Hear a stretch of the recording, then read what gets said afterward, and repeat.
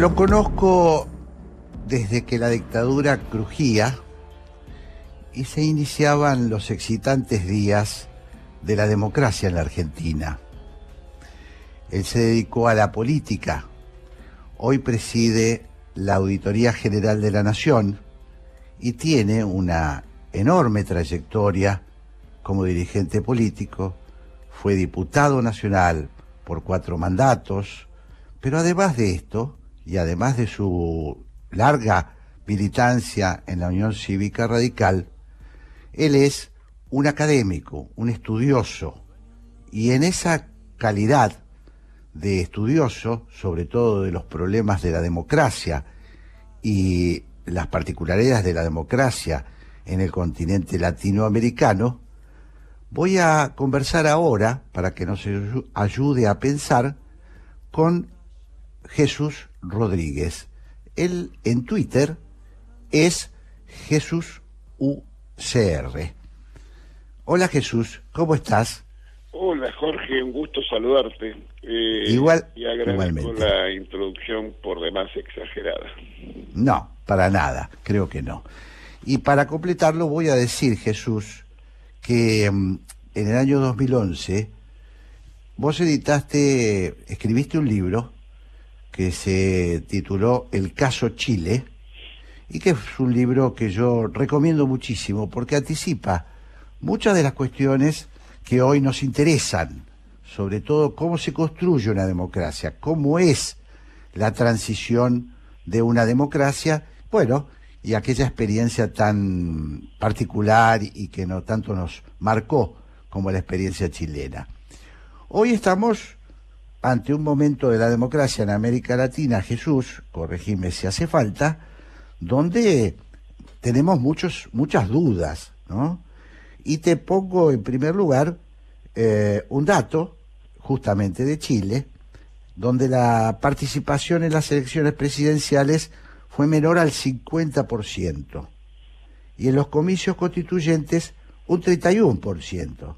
Es decir, que si yo no leo mal, el 31% de la población finalmente será quien avale la redacción de la nueva ley de leyes en Chile. ¿Cómo ves vos estos procesos en América Latina?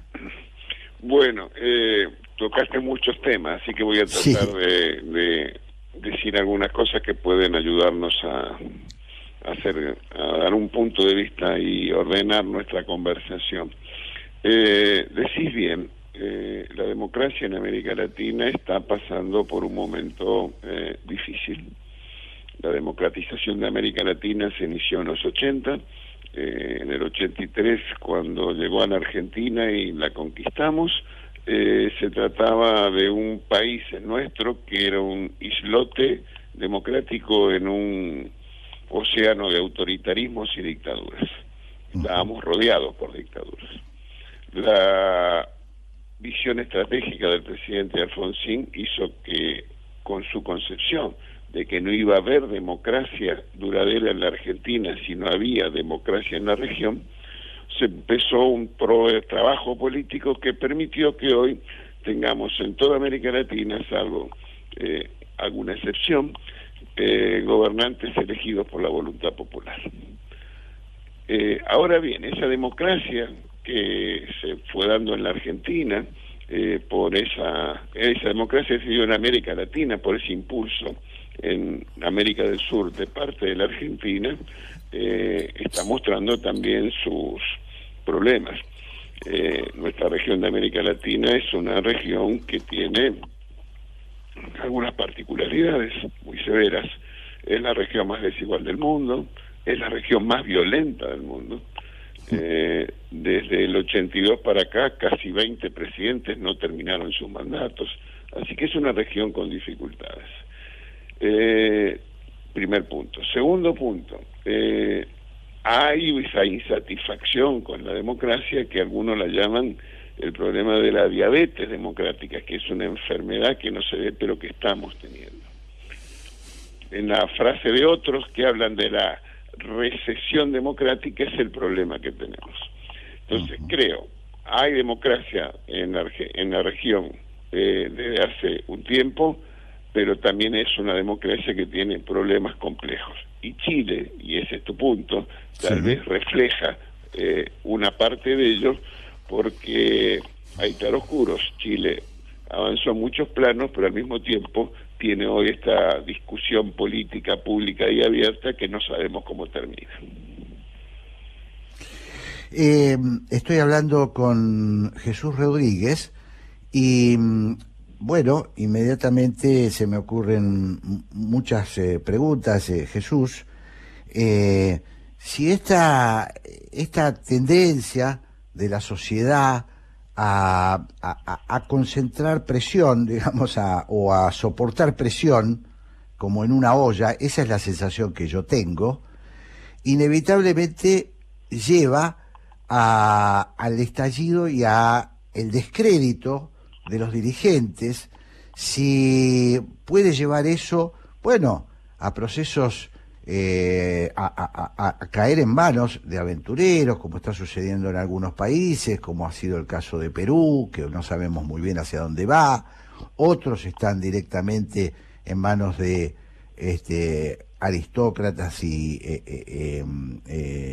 como en el caso de Nicaragua y Venezuela.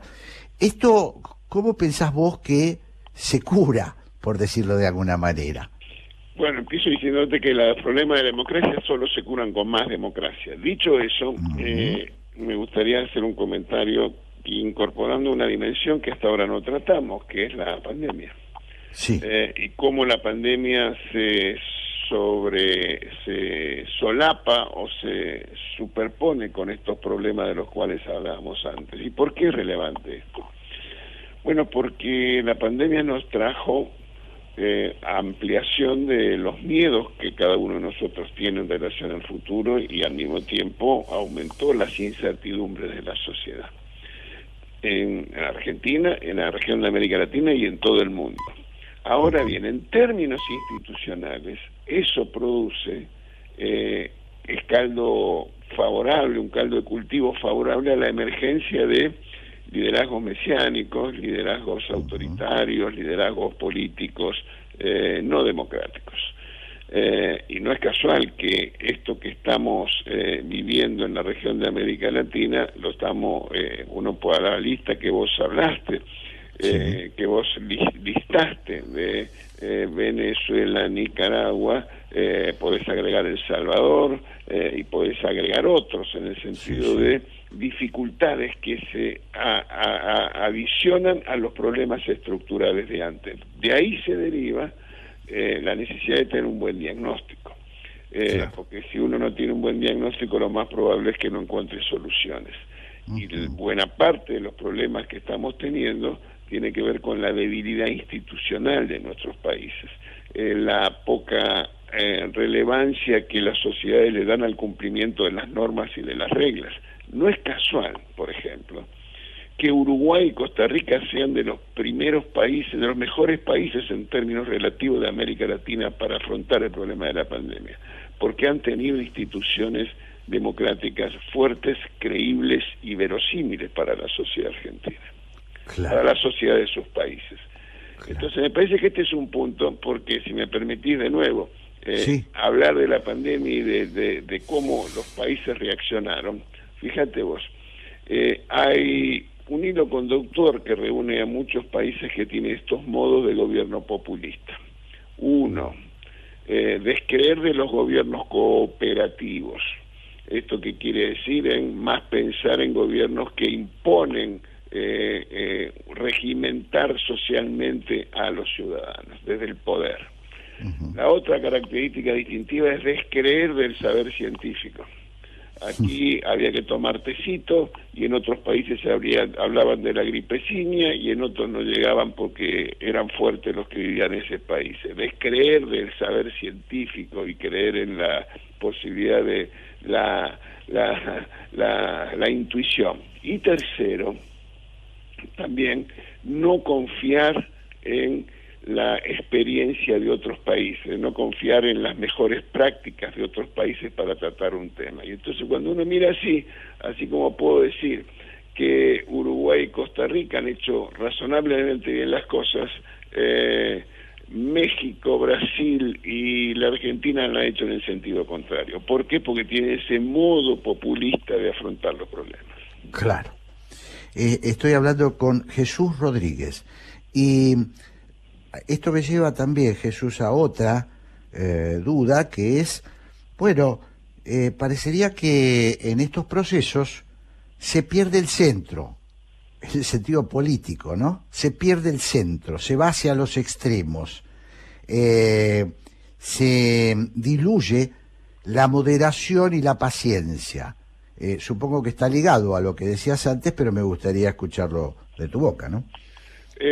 Sí, el sentido de la urgencia se impone sobre la búsqueda de acuerdos.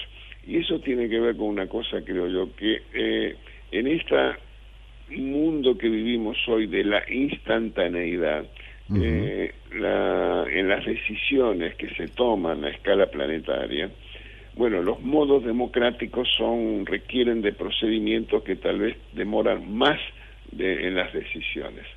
Y ese es un problema que algunos han superado. En Alemania no tuvieron ese problema, ¿verdad? Hicieron las cosas bien.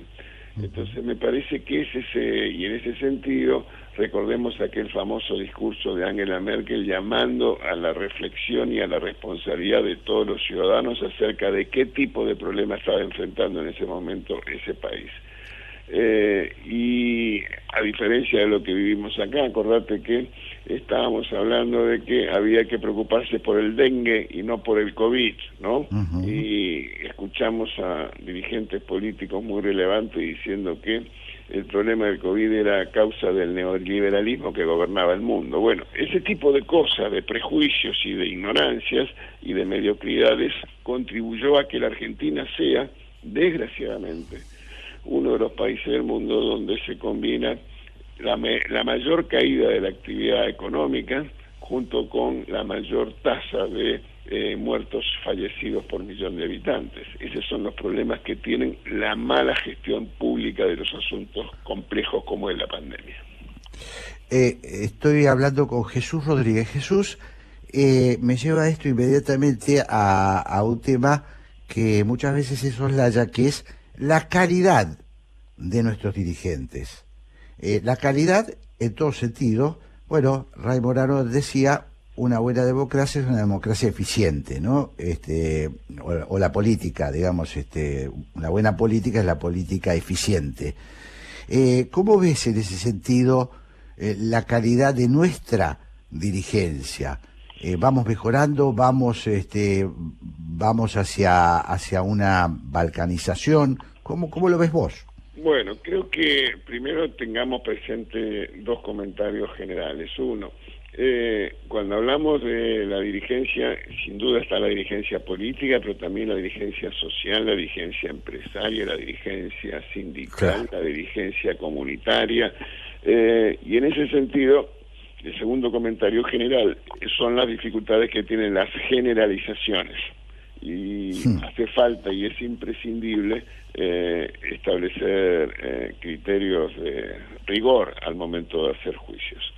Pero hechas esas dos aclaraciones, yo podría decirte, porque creo que el debate público en la Argentina es pobre, que el debate público en la Argentina requiere de ser mejorado con calidad, y que tiene que ver con la argumentación, la necesidad de expresar los puntos de vista, de fundamentarlos, de tener una discusión informada, que no sea el resultado de intuiciones y mucho menos que venga de la mano de agresiones. Y yo creo que hay veces que estamos pecando en exceso por estos dos problemas. Claro, cuando vos hablas de generalización, Jesús, me remite a la clase política, ¿no? Es decir, cuando escucho yo la clase política, entiendo que vos te referís a este tipo de cuestiones. Claro, y ni te digo cuando hablan de la casta, me parece una cosa tremenda. Me parece que es muy importante ser riguroso en las definiciones y ser preciso en los adjetivos que se utilizan. Tomo algo que vos dijiste, y que me pareció muy interesante, que es no subestimar el conocimiento, pero también en este sentido lo remito a nuestros dirigentes políticos, no subestimar el conocimiento, el estudio, y lo tomo en tu caso porque creo que es una de tus virtudes, ¿no? Bueno, sí, es fundamental, pues sobre todo pensando en el futuro, Jorge. Si hay algo que queda claro, es que la pandemia está llamada a producir cambios sustantivos en muchos aspectos, en las relaciones interpersonales, en las relaciones productivas, en las relaciones internacionales, en las competencias entre los estados, en los organismos multilaterales, etcétera. Entonces, si algo queda claro es que uno no puede pensar las políticas públicas, que es de lo que estamos hablando, con los ojos de lo que era antes, porque eso es absolutamente imposible encontrar soluciones eficaces si lo que tiene es una estructura de pensamiento fundada en una realidad del pasado. Y eso requiere ser analizado, estudiado, conversado, porque nadie tiene la verdad, y entonces es necesario intercambiar estos puntos de vista para generar condiciones de, en este momento tan dramático del mundo, de la región y de la Argentina, reducir incertidumbres, crear condiciones de previsibilidad. Esa debiera ser la principal responsabilidad de los gobiernos, y en ese sentido es, creo, una de las principales dificultades que tenemos. Discúlpame, una cita. Sí. Un señor que fue rector de la Universidad de Buenos Aires en la época gloriosa del reformismo, el profesor Julio Olivera, tal vez el único argentino de profesión economista que pudo haber aspirado a un premio Nobel, decía que la incertidumbre produce consecuencias más nocivas y más perdurables que los propios errores de política económica. Yo creo que eso se adapta perfectamente a lo que estamos conversando. Muy interesante. Bueno, se nos acaba el tiempo, querido Jesús, así que te agradezco muchísimo que nos hayas ayudado a pensar en el día de hoy. Estoy seguro que además de mi agradecimiento está el agradecimiento de los oyentes cuando reciben este tipo de conversación.